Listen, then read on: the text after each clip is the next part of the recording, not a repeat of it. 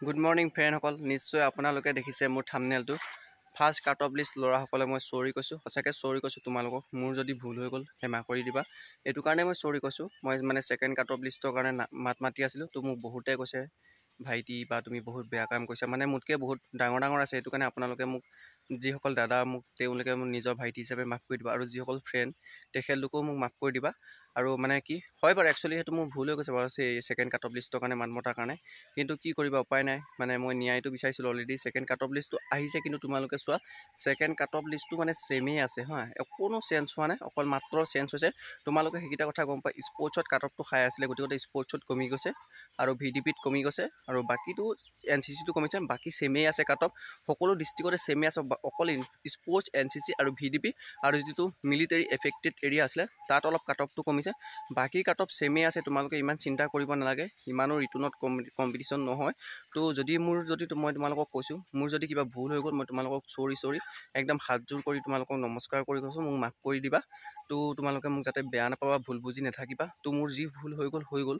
তো তোমালোকে অলৰেডি বেয়া পাই নাথাকিবা। আৰু মই তোমালোকক মানে মনত দুখ দিবলৈ বিচৰা নাছিলোঁ। তো মোক বহুতে কৈছে তই কেলৈ মাত মাতি আছিলি, মানে বহুতে দুখ পাইছে, আৰু বহুতে মোক কালি সাও দিছে, তই মানে তোৰ জীৱনত চাকৰি নহয় বুলি বহুতে সাও দিছে।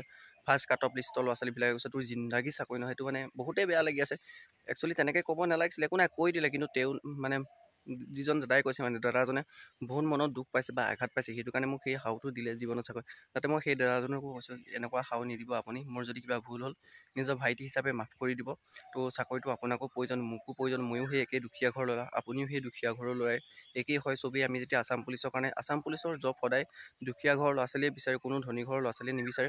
গতিকে মোৰ যদি আপোনালোকৰ কাৰণে ছেকেণ্ড মানে কাট অফ লিষ্ট আহিছে, অহা কাৰণে যদি মই মনত আপোনালোকক দুখ দিছোঁ, মই বাৰম্বাৰ কৈছোঁ আপোনালোকে নিজৰ ভাইটি হিচাপে মোক মাফ কৰি দিব। মই আপোনালোকক চৰি কৈছোঁ, নিজৰ ভাইটি হিচাপে ক্ষমা কৰি দিব। আৰু যিবিলাক মোৰ লগৰ সমনীয়া আছে, ফ্ৰেণ্ডসকল, তেখেতলোকে মোক ফ্ৰেণ্ড বুলি ভাবি মাফ কৰি দিব।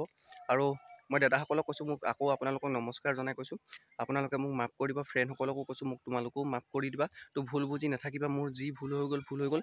এনেকুৱা ভুল যাতে মই নেক্সট টাইম নকৰোঁ, তোমালোকক মই কথা দিছোঁ। তো গতিকে এইবাৰৰ কাৰণে মই, আৰু ইউটিউবত মই প্ৰথম আহিছোঁ, তোমালোকে চাগে নিশ্চয় গম পোৱা, সিমানটো কথাও মই নাজানো কোনটো কথা ভাল কোনটো কথা বেয়া। তো মোৰ হয়তো কিজানি ভুল হৈ গৈছে, আৰু মই এইবিলাক মই তোমালোকক প্ৰতিশ্ৰুতি দিছোঁ, এনেকুৱা কথা মই ছেকেণ্ড টাইম মাত নেমাতোঁ। যদি মোৰ ভুল হৈ গৈছে, তোমালোকৰ নিজৰ ভাইটি হিচাপে বা বন্ধু হিচাপে মোক মাফ কৰি দিবা বুলি মই আশা থাকিল। তোমালোকে চবেই মোক মাফ কৰি দিবা। তো প্লিজ মাফ কৰি দিবা নিজৰ ভাইটি হিচাপে, যাতে তোমালোকৰো এক্সামটো ভাল হয়, আৰু মোকো আশীৰ্বাদ কৰিবা যাতে মোৰো এক্সামটো ভাল হয়। ময়ো তোমালোকক চবকে ধন্যবাদ জনাইছোঁ, যোনসকলে ৰিটাৰ্ণ এক্সাম দিব পাৰিছে, চবৰে যাতে চবেই আছাম পুলিচৰ চাকৰিটো পাওক। আৰু মোক আশীৰ্বাদ কৰিবা যাতে তোমালোকে সাও নিদিবা, যাতে মোৰ চাকৰিটো হয়। মোৰ কিবা ভুল হৈ গৈছে যদি আকৌ তোমালোকক মই হাতযোৰ কৰি মাফ খুজিছোঁ, যাতে মোক তোমালোকৰ নিজৰ ভাইটি বা ফ্ৰেণ্ড হিচাপে মাফ কৰি দিবা বুলি মোৰ আশা থাকিল।